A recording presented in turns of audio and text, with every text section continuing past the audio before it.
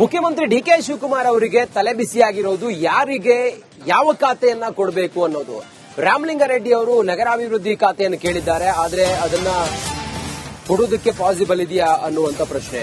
CM DKShi Ramalinga Reddy ಅವರ ಮಾತುಕತೆ ವಿಫಲವಾಗಿದೆ. ಸಿದ್ದರಾಮಯ್ಯ ಭೇಟಿಯಾದ ಸಿಎಂ ಡಿಕೆ ಶಿವಕುಮಾರ್ ಖಾತೆ ಹಂಚಿಕೆ ವಿಚಾರವಾಗಿ ಸಿದ್ದರಾಮಯ್ಯ ಜೊತೆಯಲ್ಲಿ ಚರ್ಚೆಯನ್ನ ಮಾಡಿದ್ದಾರೆ. ರಾಮಲಿಂಗಾರೆಡ್ಡಿ ಅಸಮಾಧಾನದ ಬಗ್ಗೆ ಮಾತುಕತೆಯನ್ನು ಮಾಡಿದ್ದಾರೆ.